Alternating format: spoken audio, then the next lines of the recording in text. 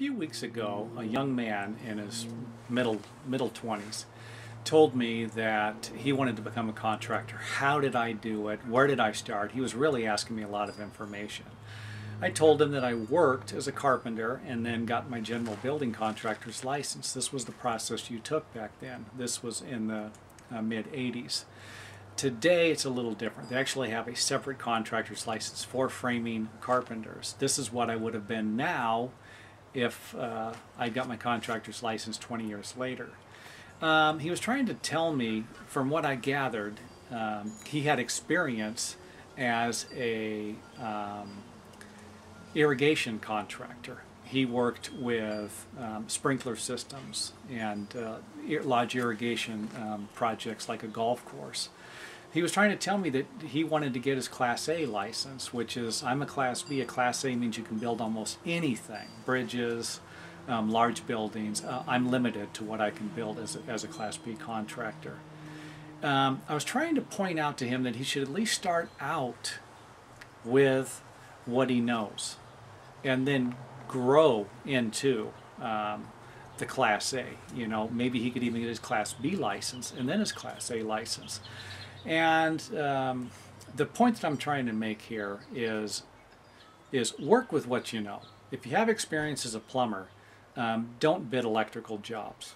If you have experience as a tile setter, you might not be limited to bathroom remodeling. You might have a general knowledge to where you can get through a bathroom remodel, but you might not be able to pour concrete. You might not be able to frame a house.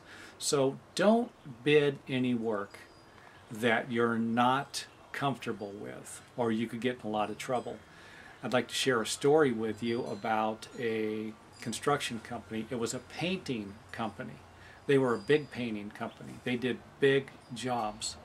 And while I was remodeling apartments, we were doing maybe 500 unit apartments, and this one particular job was over 600 units. And they bid the stucco work, all of the stucco and plastering they were going to do. And they used another person who had a general knowledge about stucco to bid the job. They actually got the job, but they had bid it low because they had wanted to get into the stucco business and they thought they could make a lot of money. They were misinformed. I want to say that we weren't even more than 3 buildings into the job and they had already lost $300,000.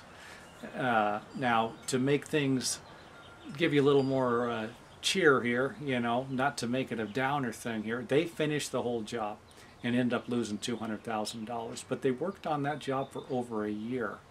So it's very important to stick with what you know until you're really comfortable and you really understand what you're doing before you get into another field or start bidding other work. You know, make sure you know you're comfortable with it. Don't just assume that because some guy's making $5,000 a day as a general building contractor and he's out vacationing all the time, don't assume that you can do the same thing. It might not be the same. It might not be as easy for you as you think it is.